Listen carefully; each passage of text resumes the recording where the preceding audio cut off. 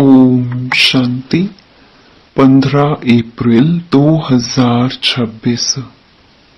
बाबा की महावाक्य। मीठी बच्ची, तुम्हारा स्वधर्म शांत है। सच्ची शांति शांति धाम में मिल सकती है। यह बात सबको सुनानी है। स्वधर्म में रहना है।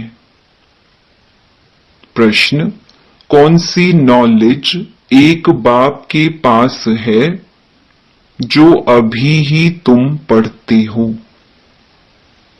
उत्तर: पाप और पुण्य की नॉलेज। भारतवासी जब बाप को गाली देने लगते हैं तब पाप आत्मा बनते, और जब बाप को और ड्रामा को जान लेते हैं तब पुण्य आत्मा बन जाती है। यह पढ़ाई तुम बच्चे अभी ही पढ़ते हो। तुम जानते हो सबको सद्गति देने वाला एक ही बाप है। मनुष्य मनुष्य को सद्गति अर्थात मुक्ति, जीवन मुक्ति दे नहीं सकते। गीत: इस पाप की दुनिया से दूर कहीं ले चल। ओम शांति। बाप बैठकर बच्चों को समझाते हैं कि यह है पाप आत्माओं की दुनिया। वह भारत को ही कहेंगे कि भारत पुण्य आत्माओं की दुनिया थी, जहां देवी देवताओं का राज्य था। यह भारत सुख धाम था और कोई खंड नहीं थे, एक ही भारत था।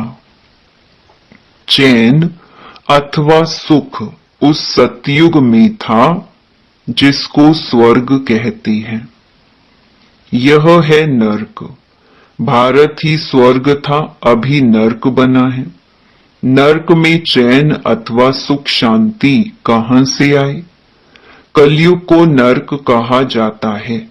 कलयुग अंत को और ही रौरव नर्क कहा जाता है, दुख धाम कहा जाता है।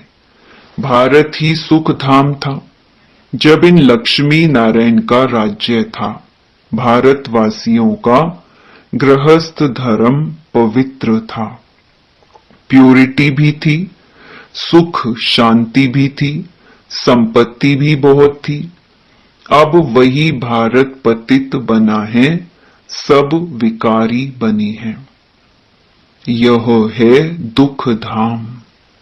भारत सुख धाम था, और जहां हम आत्माएं निवास करती हैं वह है शांति धाम।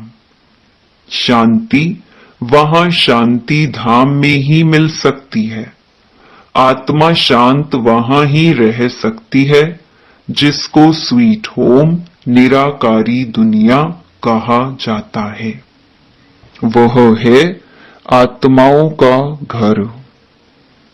वहां जब रहते हैं तो आत्मा शांति में है। बाकी शांति कोई जंगल आदि में जाने से नहीं मिलती है। शांति धाम तो वही है। सतयुग में सुख भी है, शांति भी है। यहां दुख धाम में शांति हो नहीं सकती। शांति धाम में मिल सकती है। सुख धाम में भी कर्म होता है, शरीर से पाठ बजाना होता है।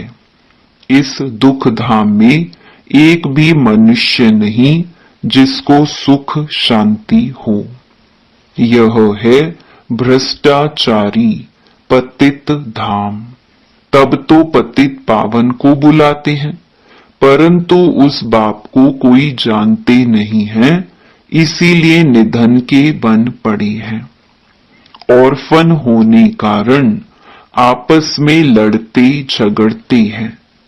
कितना दुख, अशांति, मारा मारी है। यह है ही रावण राज्य। राम राज्य मांगते हैं। रावण राज्य में न सुख है न शांति है। राम राज्य में सुख शांति दोनों थे। आपस में कभी लड़ते झगड़ते नहीं थे। वहां 5 विकार होते ही नहीं। यहाँ 5 विकार हैं। पहला है देह अभिमान मुख्य, फिर काम क्रोध। भारत जब स्वर्ग था तो यह विकार नहीं थे। वहां देही अभिमानी थे। अब सब मनुष्य देही अभिमानी हैं। देवताएं थे देही अभिमानी। देह अभिमान वाले मनुष्य कभी किसको सुख नहीं दे सकते, एक दो को दुखी देते हैं। ऐसे मत समझो कोई लखपति, करोड़पति, पदमपति हैं तो सुखी हैं।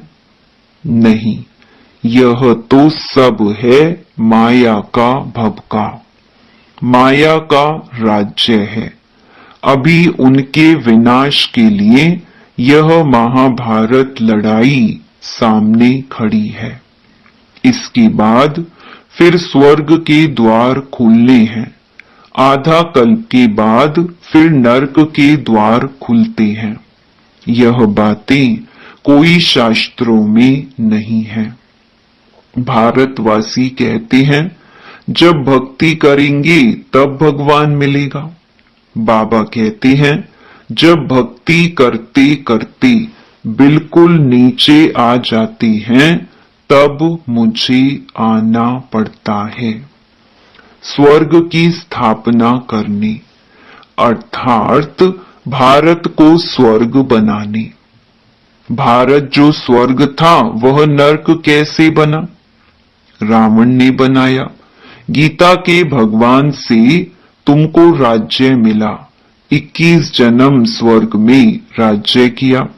फिर भारत द्वापर से कलयुग में आ गया, अर्थात उतरती कला हो गई। इसीलिए सब पुकारते रहते हैं, हे पतित पावन आओ। पतित मनुष्य को सुख शांति पतित दुनिया में मिल ही नहीं सकती। कितना दुख उठाते हैं। आज पैसा चोरी हुआ, आज दिवाला मारा, आज रोगी हुआ। दुख ही दुख है ना। अभी तुम सुख शांति का वर्षा पाने का पुरुषार्थ कर रही हो। बाप से स्वर्ग का वर्षा लेने का पुरुषार्थ कर रही हो। सदा सुखी बनाने वाला एक ही बाप है। सदा दुखी बनाने वाला रावण है। यह बातें भारतवासी नहीं जानते हैं। सतयुग में दुख की बातें होती नहीं, कभी रोना नहीं पड़ता। सदैव सुखी सुख है। वहां देह अभिमान अथवा काम क्रोध आदि होते नहीं। जब तक 5 विकारों का दान ना दे तब तक दुख का ग्रहण छूट नहीं सकता। कहते हैं ना, दे दान तो छूटे ग्रहण। इस समय सारे भारत को 5 विकारों का ग्रहण लगा हुआ है। जब तक यह 5 विकार का दान ना दे तब तक 16 कला संपूर्ण देवता बन ना सके। बाप सर्व का सद्गति दाता है। कहते हैं गुरु बिगर गति नहीं, परंतु गति का भी अर्थ समझते नहीं। मनुष्य की गति सद्गति माना मुक्ति, जीवन मुक्ति। सो तो बाप ही दे सकते हैं। इस समय सर्व की सद्गति होनी है। दिल्ली को कहते हैं न्यू दिल्ली, पुरानी दिल्ली, परंतु अब न्यू तो है नहीं। न्यू वर्ल्ड में न्यू दिल्ली होती है, ओल्ड वर्ल्ड में ओल्ड दिल्ली होती है। बरोबर जमुना का कंठा था, दिल्ली परिस्तान थी, सतयुग था ना। देवी देवताएं राज्य करते थे। अभी तो पुरानी दुनिया में पुरानी दिल्ली है, नई दुनिया में तो इन लक्ष्मी नारायण का राज्य था। भारतवासी यह भूल गए हैं। नया भारत, नई दिल्ली थी तो उनका राज्य था और कोई खंड ही नहीं था। यह कोई भी नहीं जानते। गवर्नमेंट यह पढ़ाती नहीं है। जानते हैं कि यह तो अधूरी हिस्ट्री है। जब से इस्लामी बौद्धि आए हैं, लक्ष्मी नारायण के राज्य का कोई को पता नहीं है। यह बाप ही बैठ समझाते हैं कि सारी सृष्टि का चक्कर कैसे फिरता है। जब भारत स्वर्ग था तो गोल्डन एज था। अब वही भारत देखो क्या बन गया है। फिर भारत को हीरे जैसा कौन बनाए? बाप कहते हैं, जब तुम बहुत पाप आत्मा बन जाते हो तब मैं आता हूं पुण्य आत्मा बनाने। यह ड्रामा बना हुआ है जिसको कोई भी नहीं जानते। यह नॉलेज सिवाय बाप के कोई दे ना सके। नॉलेजफुल बाप ही है, वह आकर पढ़ाते हैं। मनुष्य को कभी सदगति दे नहीं सकते। जब देवी देवता थे तो एक दो को सुख देते थे। कोई भी बीमार रोगी नहीं होते थे। यहाँ तो सब रोगी हैं। अब बाप आए हैं फिर से स्वर्ग बनाने। बाप स्वर्ग बनाते हैं, रावण नरक बनाते हैं। यह खेल है जिसको कोई भी नहीं जानते हैं। शास्त्रों का ज्ञान है फिलॉसफी, भक्ति मार्ग। वह कोई सदगति मार्ग नहीं है। यह कोई शास्त्रों की फिलॉसफी नहीं है। बाप कोई शास्त्र नहीं सुनाते। यहाँ है स्पिरिचुअल नॉलेज। बाप को स्पिरिचुअल फादर कहा जाता है। वह है आत्माओं का बाप। बाप कहते हैं, मैं मनुष्य सृष्टि का बीज रूप हूं, इसीलिए नॉलेजफुल हूं। इस मनुष्य सृष्टि रूपी झाड़ की आयु कितनी है? कैसे वृद्धि को पाता है? फिर कैसे भक्ति मार्ग शुरू होता है? यह मैं जानता हूं। तुम बच्चों को यह नॉलेज देकर स्वर्ग का मालिक बनाता हूं, फिर तुम मालिक बन जाते हो। यह नॉलेज तुमको एक ही बार मिलती है, फिर गुम हो जाती है। फिर सतयुग त्रेता में इस नॉलेज की दरकार नहीं रहती। यह नॉलेज सिर्फ तुम ब्राह्मणों को है। देवताओं में यह नॉलेज नहीं है, तो परंपरा से यह नॉलेज आ न सके। यह सिर्फ तुम बच्चों को एक ही बार मिलती है, जिससे तुम जीवन मुक्त बन जाते हो। बाप से वर्षा पाते हो। तुम्हारे पास बहुत आते हैं, बोलते हैं मन की शांति कैसे मिले, परंतु यह कहना भूल है। मन, बुद्धि आत्मा के ऑर्गन्स हैं। जैसे शरीर के ऑर्गन्स हैं, आत्मा को पत्थर बुद्धि से पारस बुद्धि बाप ही आकर बनाते हैं, जो सतयुग त्रेता तक चलती है। फिर पत्थर बुद्धि बन पड़ते हैं। अभी फिर तुम पत्थर बुद्धि से पारस बुद्धि बनते हो। तुम्हारी पारस बुद्धि जो थी उसमें खाद मिलती गई है। अब फिर पारस बुद्धि कैसे हो? बाप कहते हैं, हे आत्मा मुझे याद करो। याद की यात्रा से तुम पवित्र बनेंगे और मेरे पास आ जाएंगे। बाकी जो कहते हैं मन की शांति कैसे मिले, उन्हें बताओ कि यहां शांति कैसे हो सकती। यह है ही दुख धाम। क्योंकि विकारों की प्रविष्टा है। यह तो बेहद के बाप से ही वर्षा मिल सकता है, फिर रावण का साथ मिलने से पतित बन जाते हो। फिर बाप द्वारा पावन बनने में सेकंड लगता है। अभी तुम आई हो बाप से जीवन मुक्ति का वर्षा लेने। बाप जीवन मुक्ति का वर्षा देते हैं और रावण जीवन बंध का श्राप देते हैं, इसीलिए दुख ही दुख है। ड्रामा को भी जानना है, दुख धाम में किसको सुख शांति मिल ना सके। शांति तो हम आत्माओं का स्वधर्म है। शांति धाम आत्मा का घर है। आत्मा कहती है हमारा स्वधर्म शांत है।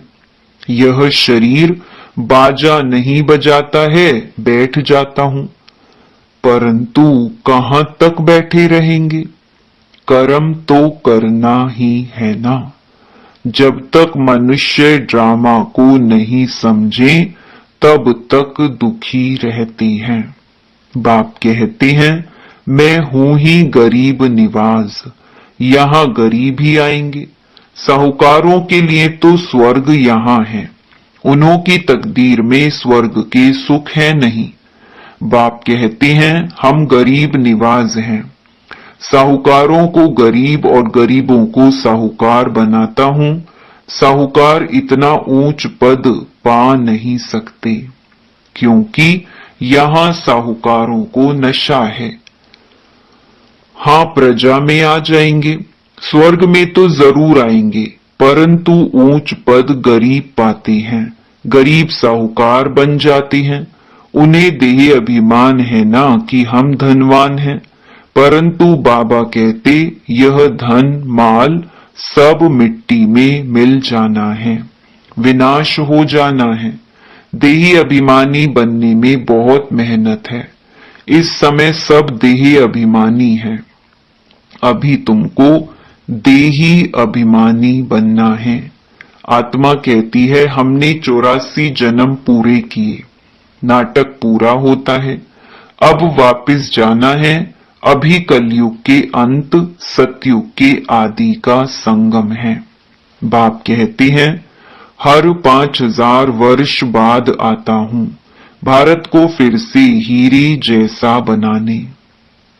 यह हिस्ट्री ज्योग्राफी बाप ही बता सकते हैं। अच्छा, मीठे मीठे सिकी लधे बच्चों प्रति माता पिता बाप दादा का याद प्यार और गुड मॉर्निंग।